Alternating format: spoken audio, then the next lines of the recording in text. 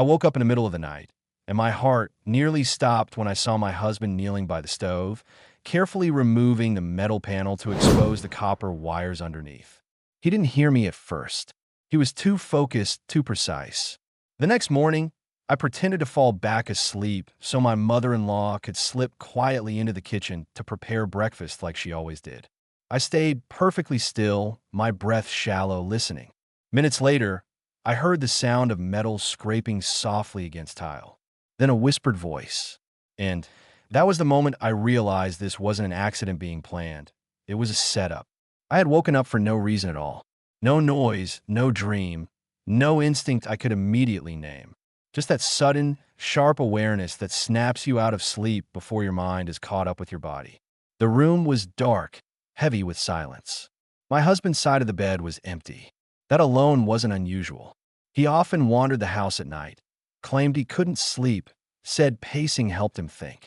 I had stopped questioning it months ago. Questioning things had a way of turning into arguments, and arguments always somehow ended with me apologizing. But this time felt different. I sat up slowly, listening. At first, I heard nothing. Then, faintly, a soft metallic clink. Not loud, not careless, intentional. The kind of sound someone makes when they believe they're alone. I slipped out of bed and padded toward the kitchen, my heart beginning to thud harder with each step. The hallway light was off, but a thin glow spilled from the kitchen doorway. He hadn't turned the overhead light on, only the small one above the stove. And that's when I saw him. My husband was crouched on the floor, the front panel of the stove removed, tools laid neatly beside him. He wasn't fumbling. He wasn't improvising. He was working with steady hands, carefully pulling back insulation to reveal copper wires beneath. I froze. For a split second, my mind tried to make sense of it in harmless ways. Maybe a repair. Maybe something had shorted out. But the longer I watched, the more that explanation collapsed. He wasn't fixing anything. He was altering IT.my breath caught when he lifted a wire and examined it closely, then adjusted something deeper inside the unit. His face was calm, focused, almost satisfied. I stepped back silently, my pulse roaring in my ears. I didn't confront him. I didn't ask a single question. Something primal told me not to. That this wasn't about misunderstanding, it was about survival. I returned to the bedroom and lay down, staring at the ceiling, my body rigid, pretending to sleep when he finally slipped back into bed an hour later. He smelled faintly of metal and grease. I didn't sleep again that night. Morning came too quickly. Sunlight crept through the curtains, mocking the terror still coiled in my chest. My husband got up early, kissed my forehead, and left for work as if nothing had happened. As if he hadn't been dismantling an appliance in the dead of night. I waited. I always did. Around 9, I heard the front door open again. Soft footsteps. Familiar ones. My mother-in-law. She had a key and a habit, coming over unannounced to help, especially when my husband wasn't home. I closed my eyes and slowed my breathing, pretending to be asleep. From the bedroom, I listened as she moved through the kitchen with practiced ease. Cabinets opened. The kettle filled. Plates clinked gently. It all sounded normal, until it didn't. Then came a sound, metal scraping softly against tile. Not the careless sound of a dropped pan. The deliberate sound of something being moved, adjusted, touched. And then her voice, low, urgent, not meant for anyone else to hear. That was when I knew the night before hadn't been an isolated moment. It was part of something much bigger that I stayed perfectly still, my eyes closed, my breathing slow and shallow. Years of living in that house had trained me well, how to listen without being noticed, how to disappear into silence when it felt safer not to exist too loudly. From the bedroom, every sound from the kitchen reached me with terrifying clarity. The scraping stopped. Then came a soft thud, like something heavy being set down carefully. I heard my mother-in-law sigh, the way she always did when she was concentrating. Cabinets opened and closed. A chair scraped lightly across the floor. For a moment, I wondered if my fear had exaggerated everything. If the night before had been nothing more than my imagination running wild. Then I heard it. A faint click. Not the sound of a switch. Not the sound of a burner lighting. It was subtler than that. Mechanical. Final. My heart began to race. I forced myself not to move, not to reveal that I was awake. Panic makes noise, and noise draws attention. I listened as she hummed softly to herself, a tune I recognized from years of family breakfasts. The normalcy of it made my skin crawl. She moved with confidence, like someone who knew exactly where everything was and exactly what needed to be done. At one point, she spoke quietly, just a few words, almost lost beneath the hum of the refrigerator. "It'll be fine," she murmured, "just like we planned." I felt cold wash over me. Planned. That single word erased any remaining doubt. Whatever I had witnessed the night before hadn't been curiosity or coincidence. It had been preparation, coordination, and I was lying in bed, pretending to sleep, while something irreversible was being set in motion just a few rooms away. I heard her step back from the stove, wipe her hands on a towel, and move toward the sink. Water ran. Plates were set out. The smell of breakfast began to drift down the hallway, warm and deceptively comforting. I waited. Minutes passed. My body ached from staying so still, but fear kept me frozen. Eventually, I heard her footsteps approach the bedroom door. She paused there, just long enough that I was certain she was listening. I kept my breathing even. After a moment, she turned away. The front door opened and closed shortly after. The house fell quiet again, but the silence felt different now. Loaded, dangerous, no longer neutral. I waited another 10 minutes before sitting up. My hands were shaking as I got out of bed. I moved slowly, deliberately, every sense alert. The kitchen looked exactly as it always did. Clean counters, a plate of toast on the table, a mug set out for me, steam long since faded. Nothing appeared disturbed, but I knew better now. I didn't touch the stove. I didn't touch anything. Instead, I grabbed my phone and stepped outside, my legs weak beneath me. The cool air helped me breathe again, helped me think. This wasn't something I could confront emotionally. This wasn't about family tension or control or manipulation. This was about intent. I sat on the front steps, staring at the closed door, replaying everything in my head. The wires, the scraping sound, her whisper. The realization settled slowly but completely. They weren't trying to scare me. They were trying to create an accident. And if I stayed quiet any longer, I wouldn't just be invisible. I would be in danger that I didn't go back inside right away. Something in me understood that the moment I crossed that threshold again, I would be stepping back into a space where I was being watched. Not openly, but strategically. I needed distance first. Not physical distance. Mental distance. Enough to think clearly. I walked down the street until the house was out of sight, my phone clenched in my hand, my heart still pounding too fast. Every ordinary sound felt amplified. The bark of a dog, a car passing, someone laughing somewhere behind a fence. The world kept moving as if nothing had changed, and that contrast made what I had just heard feel even more unreal. Planned. That word replayed itself again and again. People don't plan accidents unless they want control over the outcome. I sat on a bench at the small park nearby and forced myself to slow my breathing. Panic would make me reckless. Recklessness was what they were counting on. Confusion, fear, hesitation. I wasn't going to give them that. I thought back over the past year, viewing it now through a different lens. The comments my mother-in-law had made about me being careless in the kitchen. The way she always insisted on cooking when she visited. The times my husband warned me not to overuse the stove, framing it as concern. I had brushed it all off as controlling behavior, irritating but harmless. It hadn't been harmless. It had been conditioning. I realized then that whatever they were trying to orchestrate, it relied on one thing above all else, my ignorance. As long as I didn't know, I was predictable. As long as I followed routine, I was manageable. But I knew now, and knowing changed the balance of power completely. I didn't call anyone yet. Not the police. Not a friend. Acting too quickly without clarity could make things worse. People who plan quietly don't respond well to sudden exposure. I needed proof. Not for drama. For protection. When I finally returned to the house, I didn't go into the kitchen. I went straight to the bedroom and grabbed a small overnight bag, moving calmly, methodically. I packed essentials only, documents, medication, a change of clothes. Nothing that would raise suspicion if noticed later. I left a note on the counter. Simple. Neutral. Went out for the day.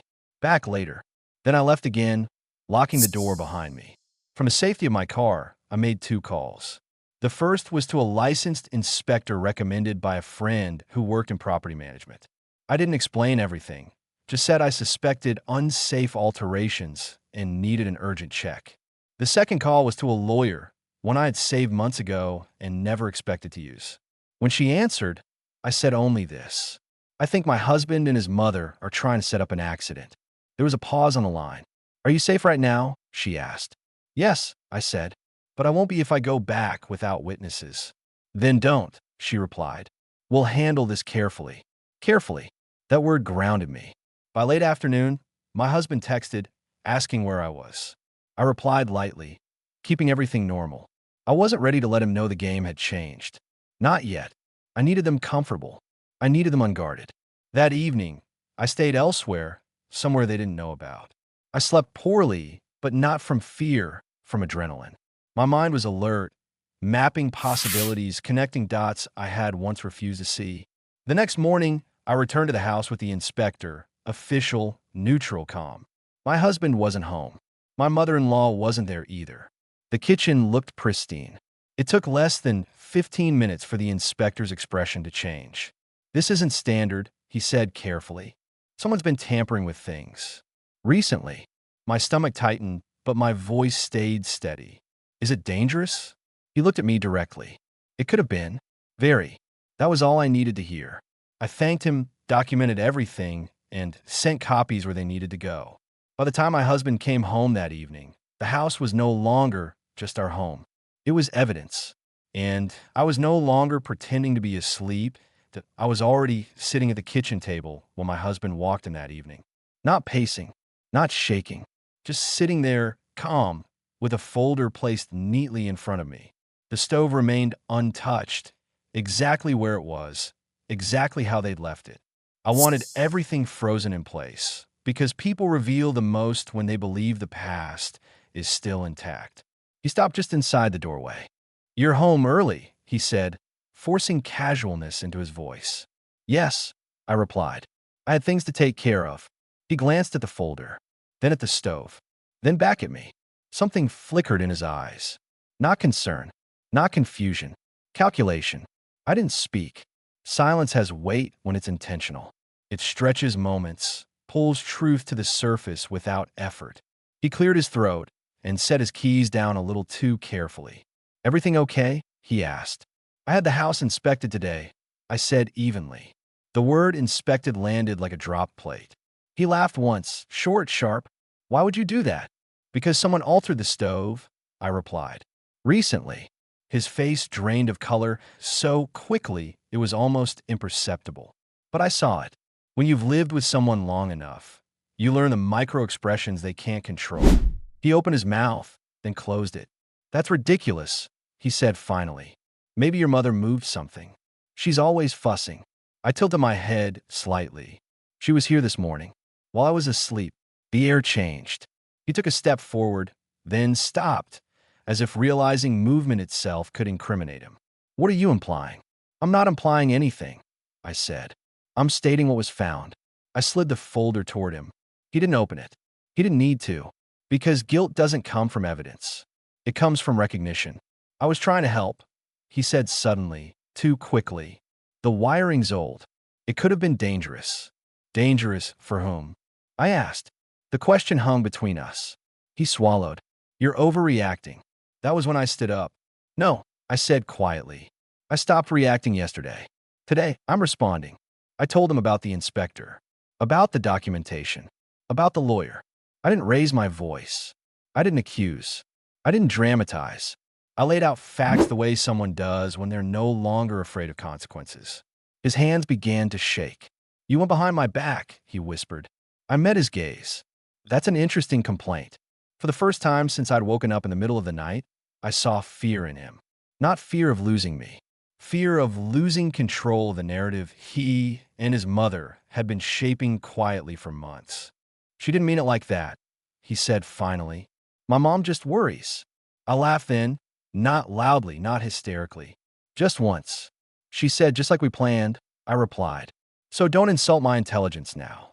That was the moment he knew. This wasn't a misunderstanding he could smooth over. This wasn't a lie he could outtalk. This was exposure. He sat down heavily, running his hands over his face. You don't understand how hard things have been. I nodded. You're right. I don't understand how someone plans an accident and still sleeps at night. He looked up sharply. It wasn't supposed to. He stopped himself. Too late. The room went very quiet. I picked up my bag from beside the table. I'm leaving, I said. Tonight. You can't just. I can, I interrupted. And I am. I walked past him without another word. He didn't follow. He didn't shout. He didn't stop me. Because in that moment, he understood something devastating. The plan had failed, and I was no longer the woman who could be manipulated into silence that I didn't go far that night. Distance wasn't my priority, safety was. I stayed somewhere quiet, somewhere neutral, where no one knew to look for me. I sat on the edge of the bed long after I arrived, my coat still on, my bag unopened, my mind replaying every second of the last 24 hours with brutal clarity. Once the shock wore off, something far more disturbing settled in. This hadn't started last night. People don't suddenly decide to tamper with appliances in the middle of the night unless the idea has lived in their minds for a long time. Plans like that require conversation, agreement, rehearsal, silence.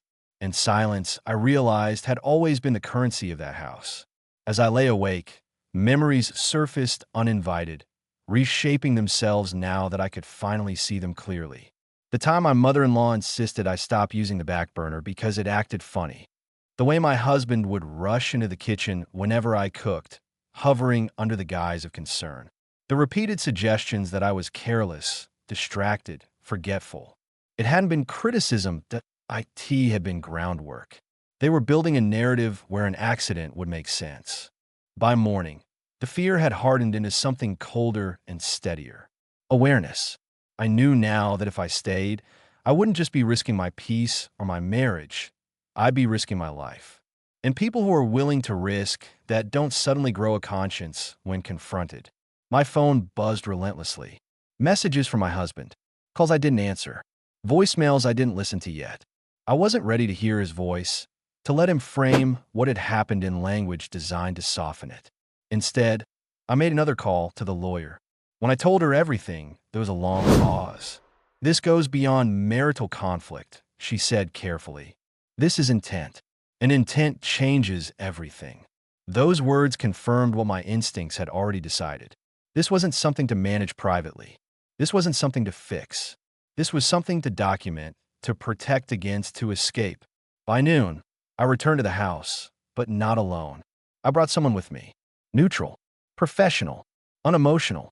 Someone whose presence shifted the balance of power the moment they stepped inside. My husband wasn't home. My mother-in-law wasn't there either.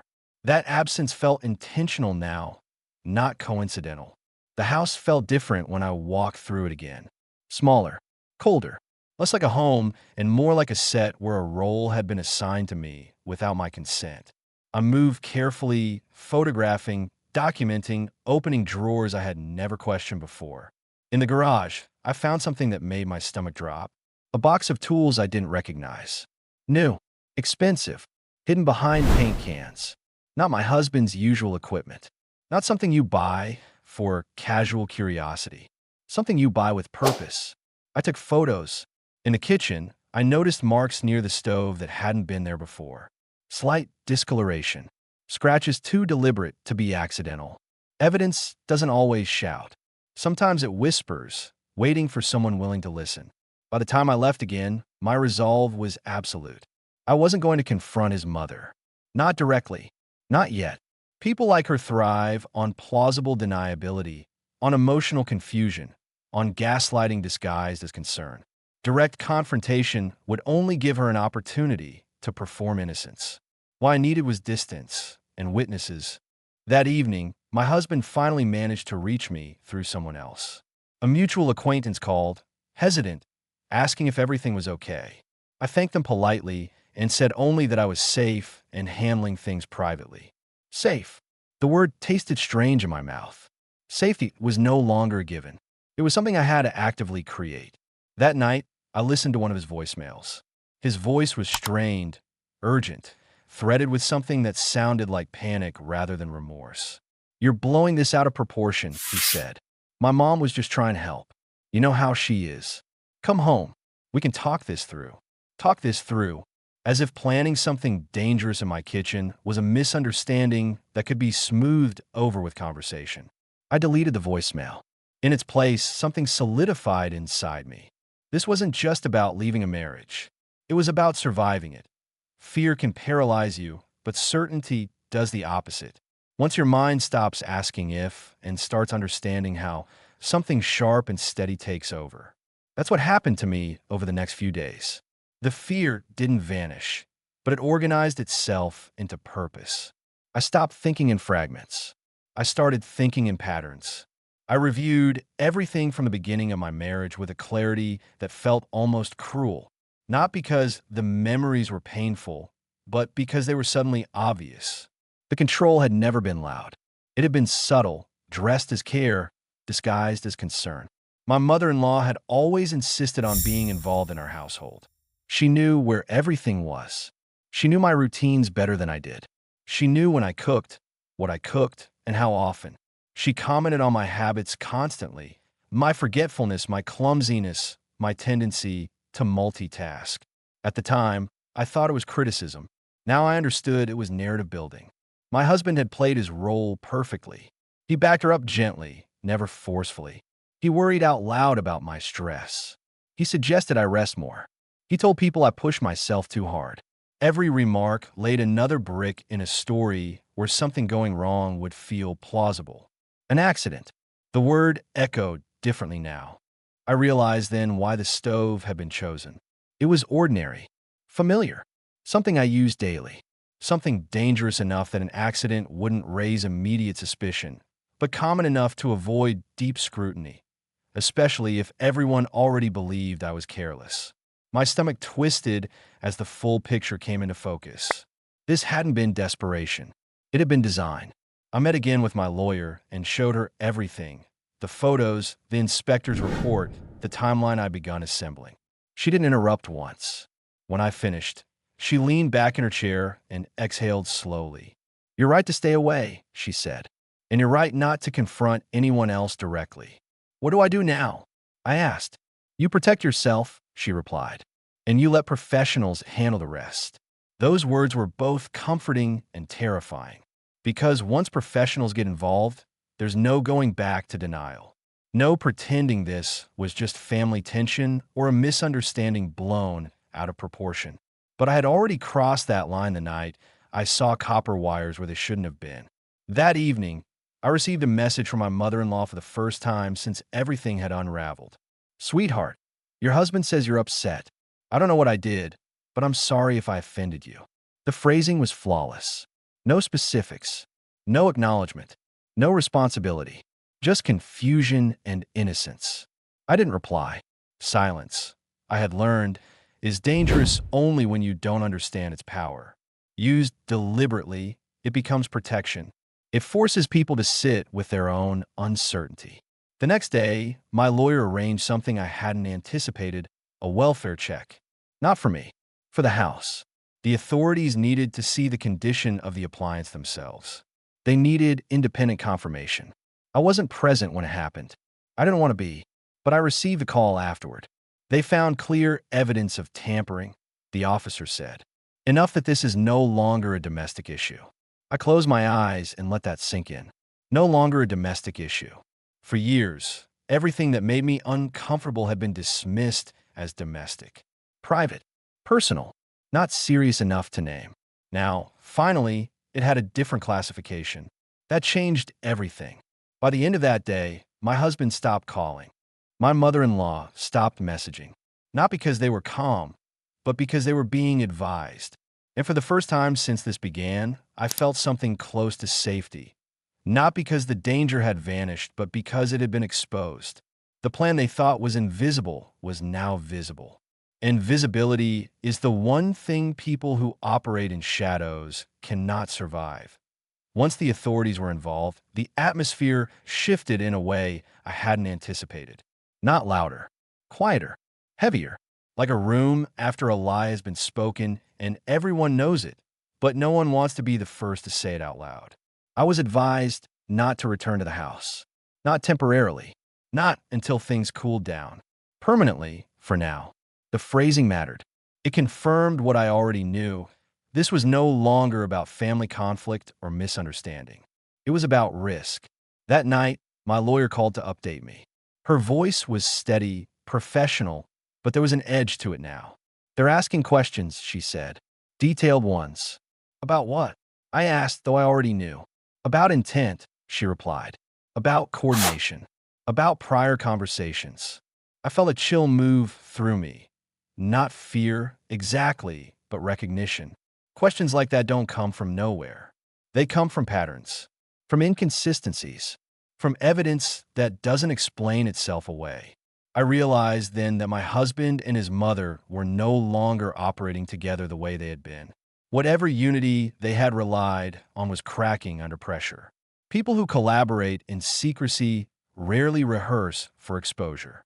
When light enters the room, self-preservation takes over. I received a message from my husband that night. Not angry, not pleading. Careful. "I'm being misunderstood," he wrote. "You know my mom. She worries too much." This got blown out of proportion. Blown out of proportion. It was almost impressive how quickly he returned to minimization, as if repetition might restore its power. But minimization only works when doubt exists. I had passed that point. I didn't reply. The next day, something unexpected happened. A mutual acquaintance reached out, someone I barely spoke to, someone neutral. "I don't know what's going on," they said hesitantly, "but your mother-in-law asked me if you've always been forgetful." The words landed with sickening clarity. Even now, even under scrutiny, she was still trying to shape the narrative. Still planting seeds. Still preparing explanations. She wasn't reacting. She was continuing. I thanked the acquaintance and ended the call, my hands trembling slightly for the first time in days. Not from fear, but from the weight of confirmation. This hadn't been a single idea gone wrong. It was a sustained effort to define me in a way that would make harm believable. That afternoon, I wrote everything down. Not emotionally, chronologically. Dates, comments, patterns, witnesses. I didn't dramatize. I didn't editorialize. I documented. Documentation doesn't need tone. It needs accuracy. As I wrote, the story unraveled on its own. The criticism disguised as concern. The insistence on routines. The repeated references to my carelessness. The tampering. The whisper, just like we planned. I stopped halfway through and sat back, my breath shallow. They hadn't just underestimated me. They had depended on me never connecting the dots. That evening, my lawyer called again. "There's a development," she said. "Your mother-in-law requested representation." I closed my eyes. That told me everything. People don't seek legal counsel over misunderstandings. They seek it when they realize the story they've been telling may not hold up under scrutiny. For the first time since this began, I allowed myself to feel something close to anger. Not explosive, not consuming, but precise. Directed. Useful. This wasn't just about what they had planned. It was about how long they believed they could get away with it. And now, that belief was collapsing as the days passed. A pattern emerged that explained everything. Not just the stove, not just the whispers. The entire architecture of their behavior depended on one essential condition: my silence. They didn't need me gone immediately. They needed me compliant, predictable, quiet, a presence that could be managed and a voice that could be dismissed. That realization reframed every interaction I'd ever had with them. I thought about family gatherings where my mother-in-law spoke for me before I could answer. The way she corrected my recollections in front of others, smiling gently, as if helping me remember. I remember my husband's habit of finishing my sentences, especially when they involved concerns or disagreements. At the time, I thought it was familiarity. Not what I was escaping, but what I was returning to. My autonomy, my clarity, my voice. Whatever happened next legally would unfold in its own time. That process no longer defined me. What defined me was the fact that I'd seen the truth and refused to disappear into it. They needed me silent. Instead, I had stepped away, and in doing so, I had taken their power with me. That it happened sooner than I expected. Up until that point, my husband and my mother-in-law had been moving in careful alignment, different tones, different strategies, but one shared goal: protect the story, preserve the illusion, keep me framed as unreliable.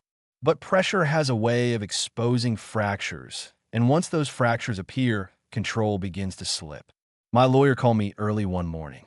"They're no longer saying the same thing," she said. Those words sent a quiet jolt through me. Not fear, not excitement, but recognition. This was the turning point. People who collaborate in secrecy rely on synchronization. Once that breaks, the truth doesn't need to be forced. It surfaces on its own. She explained that my husband had begun emphasizing ignorance. He claimed he hadn't known the extent of what his mother was doing, that he trusted her judgment, that he had assumed she was fixing something minor. He positioned himself as passive, misled, caught in something he didn't fully understand. My mother-in-law, on the other hand, leaned into authority.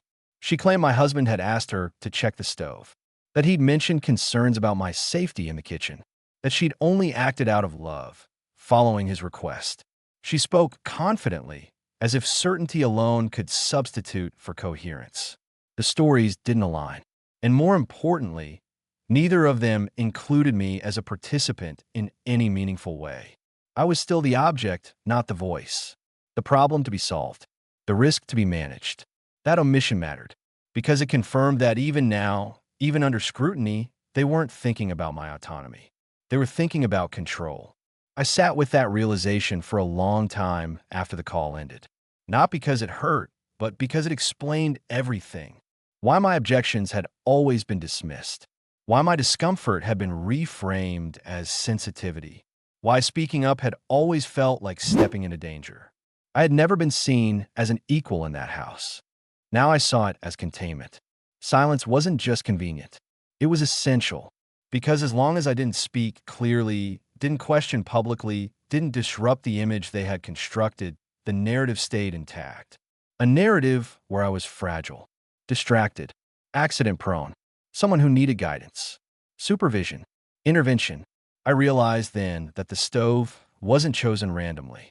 It was chosen because it fit the story they had been telling for years. A story where something going wrong wouldn't raise alarms, because the explanation had already been rehearsed. That understanding didn't make me panic. It made me careful. I stopped answering calls entirely. Communication went through my lawyer. That boundary wasn't about punishment. It was about removing access. People who manipulate rely on proximity. Once that's gone, they lose leverage. Through my lawyer, I learned that my husband was cooperating selectively. He answered some questions eagerly, others vaguely. My mother-in-law, on the other hand, presented herself as confused and concerned, emphasizing her age, her intentions, her devotion to family. She cried. She apologized without specifying what for. She expressed fear for her son. It was all performance. What unsettled investigators wasn't what she said. It was what didn't align. The timing. The technical details she shouldn't have known. The conversations that overlapped too neatly with my husband's statements. Coordination leaves fingerprints, even when people try to erase them. One afternoon, as I sat alone reviewing notes, I felt something unexpected rise up in me. Not rage, not grief, but relief. The kind that comes when you finally understand why something has felt wrong for so long. Why you've been shrinking without realizing it. Why speaking up always felt dangerous, even when nothing overt was happening. Danger doesn't always announce itself. Sometimes it trains you to doubt yourself. That night, I slept deeply again. No nightmares. No racing thoughts. Just rest. My body, I realized, had known long before my mind was willing to accept it. Safety isn't an idea. It's a physical state. And for the first time in a long while, my body recognized it. The next morning, I made a decision that had nothing to do with the investigation. I stopped framing my life around recovery. I started framing it around reclamation. I had been seen as a variable. Later that day, I received another message, from my husband this time, sent through my lawyer. It was longer than the others. Careful. Emotional in a way his previous messages hadn't been. I should have protected you, it said. I trusted my mother when I shouldn't have. I didn't think she'd take things this far. I read it twice. Not once did he say he had stopped her. Not once did he say he had confronted her. Not once did he say he had warned me. Protection, I realized, is not something you claim after the fact. It's something you do in the moment, even when it's uncomfortable, even when it disrupts family loyalty, even when it costs you something. His message wasn't remorse. It was repositioning. I didn't respond, because by now, I understood something fundamental. People who are truly sorry don't focus on how they're perceived. They focus on what they allowed to happen. That evening, I took a walk alone, letting the air cool my thoughts. The world felt strangely expansive, as if my life had widened now, that I was no longer confined by fear or expectation. I realized that regardless of how the investigation unfolded, something irreversible had already happened. I would never return to that dynamic. I would never allow myself to be managed, diminished, or spoken over again. They had believed silence meant weakness. What they were learning now was that silence, when chosen deliberately, is strength. And once their alignment broke, everything they had built on secrecy began to collapse under its own weight. There comes a point in every crisis when waiting becomes its own form of captivity. I reached that point quietly, without ceremony, one morning when I realized I had begun measuring my days by updates, by calls, by what might happen next. That awareness stopped me cold. I wasn't going to live like that. The investigation would take its course. Statements would be compared. Evidence would be reviewed. Consequences would unfold in their own time. None of that required my constant emotional attendance. What required my attention now was the life I was actively rebuilding while all of this hovered in the background. I stopped waiting. I stopped checking my phone obsessively. I stopped replaying conversations. I stopped imagining outcomes. I redirected my energy toward tangible things: work, routine, physical movement, rest. Stability isn't passive. It's constructed deliberately, piece by piece. I found that the more I focused on what was directly within my control, the less power the situation held over me. I couldn't dictate how quickly truth would be acknowledged by others, but I could dictate how fully I showed up for myself. That shift changed everything. For the first time since this began, I wasn't defined by what had almost happened to me. I was defined by what I was choosing now. My days became quieter, steadier. The constant edge of vigilance softened. I slept through the night. I ate without nausea. My body, which had been braced for impact for so long, finally exhaled. When my lawyer called with updates, I listened calmly. When there was nothing new, I didn't fill the silence with worry. I let it be empty. Silence, I had learned, doesn't always mean danger. Sometimes it means space. One afternoon, I caught myself laughing at something small, an unimportant moment, an offhand comment, something that would have passed unnoticed before. The sound startled me. It felt like evidence of something I hadn't realized I'd been missing. Lightness, not denial, not avoidance, just the return of a part of myself that had been suppressed under constant tension. That was when I understood something deeply important. Even if nothing else came of this, no admissions, no dramatic reckoning, I had already reclaimed the most critical thing: agency. I no longer needed an outcome to validate my experience. I no longer needed acknowledgement from people who had benefited from my silence. I knew what I knew. I trusted it. That trust anchored me more securely than any external resolution ever could. Later that evening, I received one final update. Not a conclusion, not a verdict, just confirmation that the case was moving forward, that discrepancies were being taken seriously, that the situation was no longer dismissed as family conflict. That was enough. Not because I needed punishment, but because I needed recognition that what I had sensed, what I had seen in the wires, in the whispers, in the planning, was real. As I sat by the window watching night fall, I felt something settle inside me once more.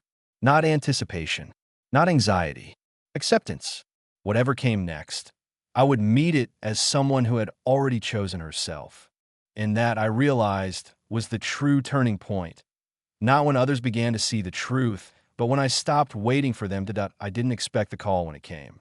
Not because I thought it would never happen, but because I had stopped structuring my life around it. That's often when things arrive, when you're no longer bracing for them. My lawyer's name lit up my phone late in the afternoon. "They want to speak with you again," she said. In person, I felt my body respond before my mind did. A tightening in my chest, then a release. Not fear, readiness. "Okay," I replied. When the meeting was set for the next morning, I didn't spend the night rehearsing what I would say. I didn't need to. This wasn't about convincing anyone anymore. It was about answering clearly, honestly, without softening my experience to make it easier for others to digest. When I arrived, the room was neutral, plain walls, steady lighting, nothing designed to intimidate or comfort. Two people sat across from me. Professional, focused, attentive in a way that told me this conversation mattered. They didn't rush. They asked me to walk them through everything again from the beginning. Not just the night I woke up and saw the wires, but the months, years leading up to it. The comments, the behaviors, the patterns. I spoke slowly, carefully, grounding myself in facts rather than emotion. I watched their expressions change as I spoke. Not shock, recognition. They asked about my mother-in-law's involvement, about specific phrases she'd used, about how often she was in the house, about my husband's role, not just what he did, but what he didn't do. "What would have happened if you hadn't woken up that night?" one of them asked quietly. I didn't answer right away, because the truth of that question landed hard. "I don't know," I said finally. And that's the point. They nodded. That was when I realized this conversation was different from all the others that had come before it. No one was minimizing. No one was reframing. No one was asking me to consider intent from a place of generosity rather than evidence. They were listening. When the meeting ended, one of them said something I'll never forget. "You did the right thing by trusting yourself." It was such a simple sentence, and yet it carried a weight I hadn't expected. Because for a long time, trusting myself had felt dangerous. It had been discouraged subtly, repeatedly, until doubt became habit. Hearing that sentence from someone neutral, someone with no emotional investment, felt like a recalibration. Afterward, I sat alone in my car for a few minutes, letting the moment settle. I wasn't relieved. I wasn't triumphant. I felt validated, not in a performative way, but in a foundational one. As if a part of me that had been questioned for years had finally been confirmed as reliable. That afternoon, I received a message from my lawyer. "They've issued restrictions," she said. "No contact from either of them." I stared at the screen, my breath catching slightly. No contact. It wasn't about punishment. It was about safety, about boundaries being enforced by something stronger than my own resolve. I hadn't realized how much energy I'd been spending maintaining distance until it was no longer solely my responsibility. For the first time, the silence wasn't something I had to protect. It was something guaranteed. That evening, I went for a long walk as the sun began to set. The air was cool, grounding. I noticed details I hadn't paid attention to in weeks. The sound of leaves shifting, the rhythm of my own footsteps, the steadiness of my breath. I thought about how close I had come to dismissing my instincts. How easy it would have been to rationalize what I'd seen, to tell myself I was overreacting, to stay quiet for the sake of peace. How often women are taught to do exactly that. And I thought about what would have happened if I had. That thought didn't spiral me into fear. It anchored me in gratitude. I didn't survive because I was lucky. I survived because I paid attention. Because I trusted the moment my body told me something was wrong. Because I didn't let comfort override clarity. Because I chose myself before someone else's version of harmony. As I turned back toward home, my home now, the one I had chosen, I felt something settle deep inside me. This wasn't the end of the story, but it was the moment the story stopped being about danger and started being about strength. The quiet that followed felt unfamiliar at first. Not empty, just undisturbed. No unexpected calls. No messages that made my chest tighten. No need to check locks twice or replay conversations in my head. The restrictions were doing their job, but more importantly, so was my own resolve. I hadn't realized how much noise had existed beneath my daily life until it was gone.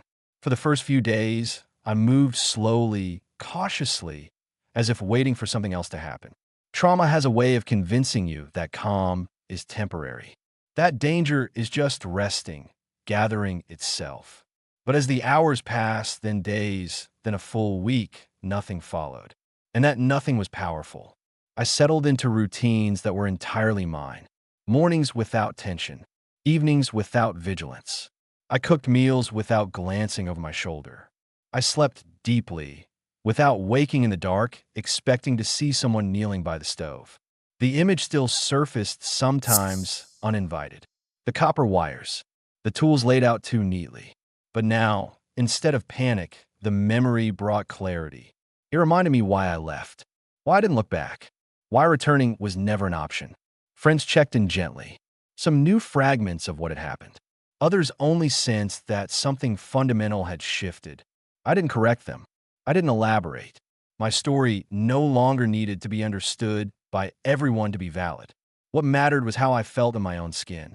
I noticed changes in my body that felt almost miraculous in their simplicity. My jaw unclenched. My shoulders dropped. The constant hum of anxiety faded into the background until it disappeared altogether. Safety, I learned, isn't just the absence of threat. It's the absence of anticipation. One afternoon, while folding laundry, I caught myself humming softly. The sound startled me. It felt like evidence that something inside me had come back online.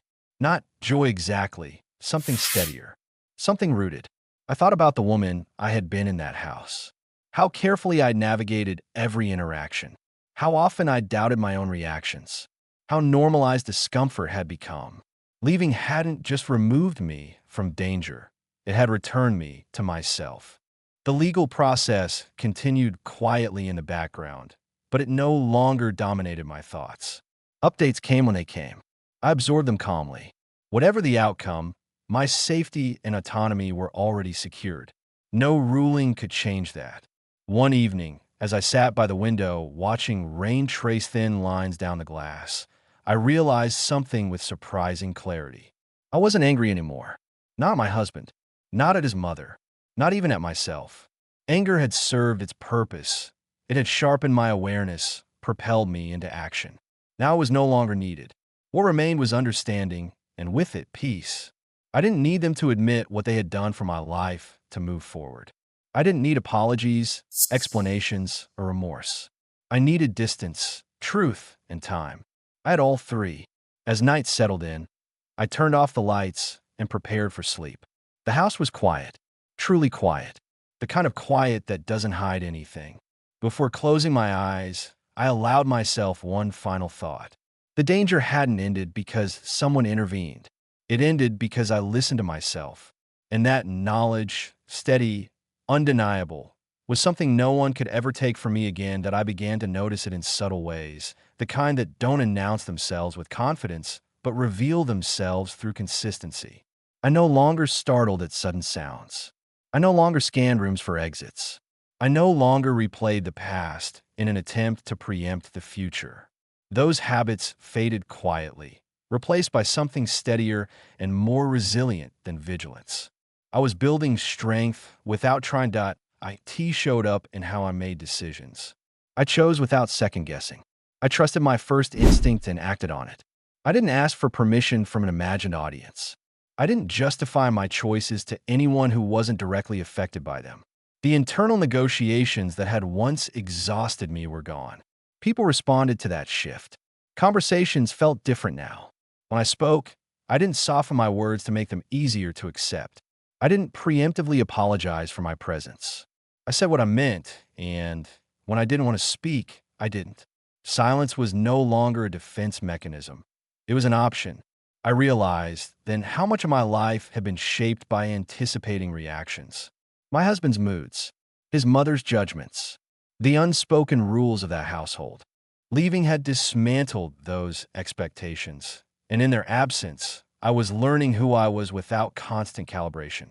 One afternoon, I caught myself rearranging a room simply because I wanted to, not to please anyone, not to meet a standard, just because it felt right. The simplicity of that choice felt profound. Agency often does. I thought about how danger can masquerade as normalcy when you're conditioned to accept discomfort as part of love or family. How easily concern can be weaponized. How silence can be demanded under the guise of peace. These realizations didn't fill me with bitterness. They filled me with resolve. I began to recognize warning signs more clearly, not just in others, but in myself. The moment I felt compelled to explain a boundary. The moment I felt pressure to minimize a feeling. Those sensations became signals rather than obligations. I listen to them now. Occasionally, I wondered what my husband was thinking, what my mother-in-law told herself to sleep at night. The curiosity didn't last long. Their inner lives were no longer my responsibility. Understanding them wouldn't make me safer. Distance already had. The legal process continued its slow, methodical pace. I stayed informed without being consumed. When updates came, I received them with calm attention. Whatever conclusions were reached would be part of a larger picture, but they would not define my future. I had already done that work myself. One evening, as I walked through my neighborhood, the air cool against my skin, I felt a deep sense of gratitude, not for what had happened, but for what it had revealed. I had trusted myself when it mattered most. I had chosen action over comfort. I had stepped away from danger before it could finalize its intent. That knowledge settled into me like a foundation. Strength, I learned, isn't loud. It doesn't posture or announce itself. It shows up as steadiness, as boundaries held without explanation, as a life built deliberately, without permission from those who once sought to control it. I didn't emerge from this ordeal hardened. I emerged exact, clear about what I would no longer tolerate, clear about what I required, clear about the fact that my instincts had always been sound. I had simply been taught to doubt them. That doubt was gone now. As night fell, I returned home and closed the door behind me, locking it with a sense of calm I had never associated with that simple act before. This space was mine. This life was mine, and I was no longer waiting for safety to be granted. I had claimed it. The final shift didn't come from a phone call, a ruling, or an apology. It came one quiet morning when I realized I was no longer thinking about what could have happened. The danger no longer lived in my imagination. It no longer followed me through rooms or whispered in the back of my mind. It had been acknowledged, addressed, and left behind. I woke up that day without heaviness. No tension in my chest. No instinct to listen for footsteps. No urge to check, double-check, or anticipate. Just calm. I made coffee and stood by the window, watching the world begin its ordinary movement. People heading to work, cars passing, life unfolding without reference to what I had survived. For the first time, that normalcy didn't feel mocking or distant. It felt welcoming, like an open door. I thought about how close I had come to dismissing the moment that saved me. How easily I could have rolled over in bed and ignored the sound. How simple it would have been to tell myself I was imagining things, that I was being dramatic, that it was safer not to know. That thought sent a quiet shiver through me. Not fear, but gratitude. I had listened. That single act had altered the trajectory of my life. I no longer defined myself by what others had tried to make me. Careless, fragile, unreliable. Those labels had lost their grip the moment I stepped out of the environment that required them to exist. Away from that narrative, I was none of those things. I was attentive, capable, clear. I understood now that danger often hides behind familiarity. That harm doesn't always arrive with raised voices or visible threats. Sometimes it arrives softly, through people you trust, through routines that feel safe, through homes that no longer protect you. Recognizing that truth didn't make me fearful. It made me discerning that I moved through my days with intention now. I trusted my body's signals. I respected discomfort instead of negotiating with it. I didn't confuse endurance with strength or silence with peace. Peace, I had learned, is something you actively choose and protect. The past no longer demanded my attention. I didn't revisit it to extract lessons or meaning. The lesson had already embedded itself where it mattered. I knew who I was now. I knew what I would never ignore again. As evening settled, I locked my door and turned off the lights, the familiar click of the lock no longer tied to anxiety, but to reassurance. I moved through my home with ease, unafraid of the dark, unafraid of the quiet. Before going to bed, I paused for a moment, not to reflect on what I had escaped, but to acknowledge what I had gained. Clarity, autonomy, trust in myself. I hadn't been saved by chance. I had saved myself by paying attention. And that is the kind of ending that doesn't just close a chapter. It opens an entirely new life, one built on awareness, courage, and the unshakable knowledge that I will never again ignore the moment my instincts speak. I didn't escape because someone rescued me. I escaped because I listened to the quiet warning in my body, to the moment that didn't make sense, to the instinct I've been taught to ignore. What nearly destroyed me wasn't darkness or cruelty. It was familiarity wearing a harmless face. I know now that safety begins the moment you stop explaining away what feels wrong. And if there's one truth I carry forward, it's this. The night I woke up and paid attention didn't just save my life, it gave it back to me.